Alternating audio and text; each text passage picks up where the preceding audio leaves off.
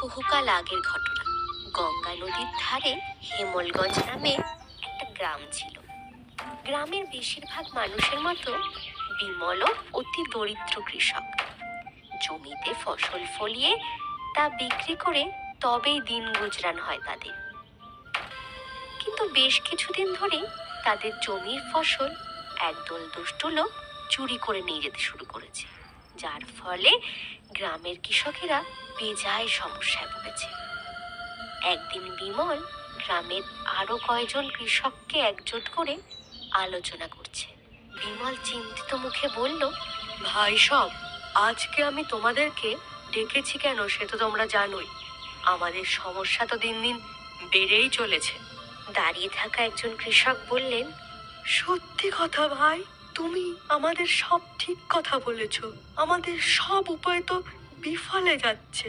ওই দুষ্টু চোরের দল আমাদের রক্ত জল করা ফসল চুরি করে নিয়ে যাচ্ছে, আর আমরা কিছু করতে পারছি না।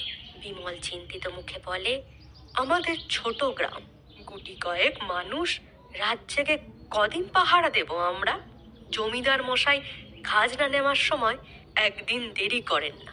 এদিকে আমাদের ফসল রক্ষার কোনো সাহায্য করবেন না বলে দিয়েছেন উনি। এই সামনে আবার খাজনার সময় গিয়ে এলো বলে। কিন্তু কি করে খাজনা দেব আমরা?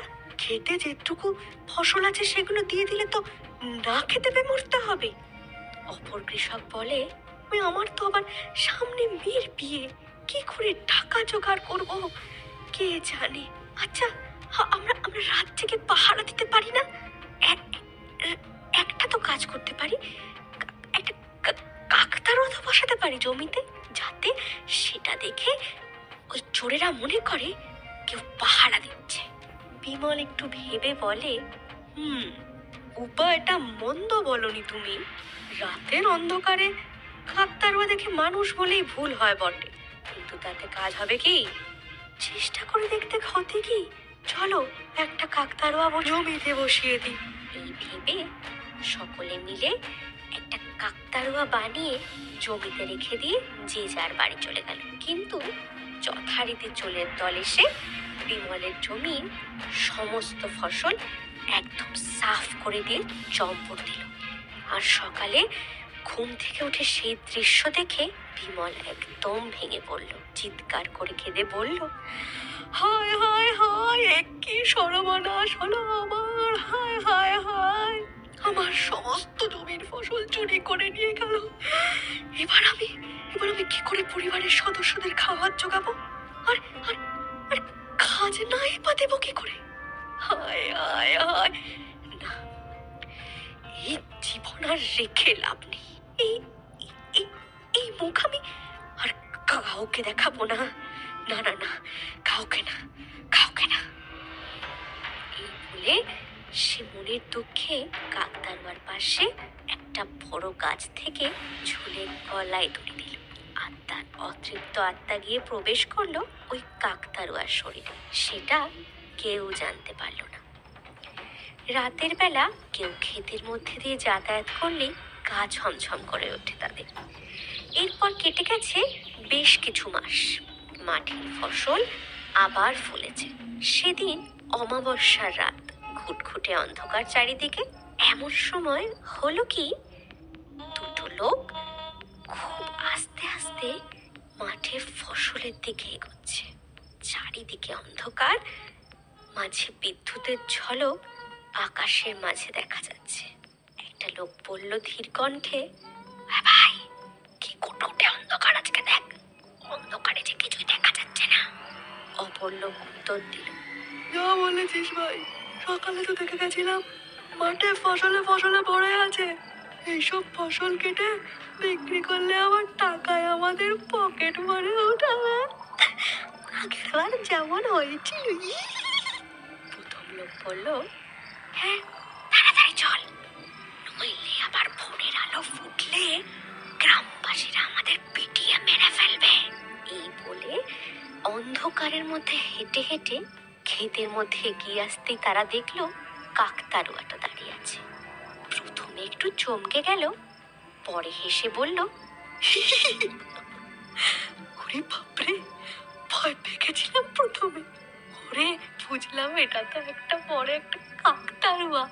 গ্রামের বোকা লোকগুলো ভেবেছে এটা দেখে আমরা হেব্বি ভয় পাবো, যেন এটা হাঁটতে চলতে পারে।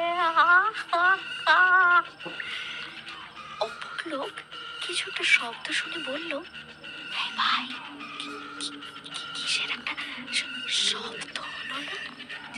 যেন কিছু একটা হাঁটছে।" হ্যাঁ, আমিও পেলাম। ও ও ও কিছু না, ক্ষেতেরই দূর হবে, ক্ষেতেরই দূর, কিছু না। বিদ্যুতের ঝলকানি হতেই দুজনে দেখে কাকতাড়ুয়াটা ওদের পিছনে এসে দাঁড়িয়েছে। এই ভাই, এই কাকতাড়ুয়াটা তোর থেকে অনেক দূরে ছিল না, হঠাৎ এগিয়ে এলো, তোর পিছনে এলো কি করে? কই কই কই? ওরে বাবারে, ওরে বাবারে, এ তো ভুতুড়ে কাণ্ড। এত এগিয়ে এলো কি করে কাকতাড়ুয়াটা? ভাই ভাই, আমার আমার আমার গতি ঠিক লাগছে না, কেমন একটা লাগছে, চল কেটে পড়ি। হঠাৎই কাকতাড়ুয়ার ভেতর থেকে ফ্যাস ফ্যাসে গলায় কথা বেরিয়ে আসে, পালাবে কেন? ক্ষেতের ফসল না নিয়ে পালাবি? নে, ফসলগুলো কেটে নে। ওরে বাবারে, ওরে বাবারে, কাকতাড়ুয়া কি করে কথা বলছে? না না না না, ফসল দেব না, আমরা চাই না ফসল, ছেড়ে দাও আমাদের, ছেড়ে দাও গো। কাকতাড়ুয়া ততক্ষণে প্রথম লোকটাকে নিজের লম্বা হাত দিয়ে ধরে ফেলেছে আর বিভৎস গলায় বলছে, কেন রে, এত ভয় কেন এখন? যখন রাতের অন্ধকারে গ্রামের গরিব লোকেদের রক্ত জল করা ফসল চুরি করে নিয়ে পালাস, আজ তোদের জন্য নিরপরাধ মানুষের জীবন শেষ করে দিতে হয়, তখন মনে থাকে না? আজকে তোরা দেখবি অন্যায়ের শাস্তি কি হয়। না না না, ভুল হয়ে গেছে, আমাদের ছেড়ে দাও, আমাদের ছেড়ে দাও, বাঁচাও বাঁচাও বাঁচাও, কে আছো, বাঁচাও বাঁচাও। নিমেষেই কাকতাড়ুয়ার শক্ত হাতের মুঠো লোকটার গলায় বসে আর তাকে দম বন্ধ করে মেরে ফেলে। আর দ্বিতীয় লোকটাও ঠিক এক উপায়ে মেরে কাকতাড়ুয়া তার প্রতিশোধ পূরণ করে। ব্যাস, তারপর থেকে আর কেউ কখনো ভয়ে ওই গ্রামের ফসলের দিকে চোখ তুলে তাকানোরও সাহস পায়নি। গ্রামবাসীরা স্বস্তির নিঃশ্বাস ফেলে আর মনে মনে বিমলের আত্মাকে ধন্যবাদ জানায়।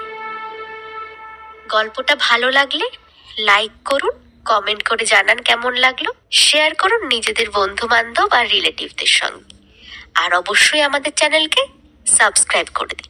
আর আমাদের নতুন নতুন গল্পের নোটিফিকেশন পেতে সাবস্ক্রাইব বাটনের পাশে বেল আইকনটা এক্ষুনি প্রেস করে দিন।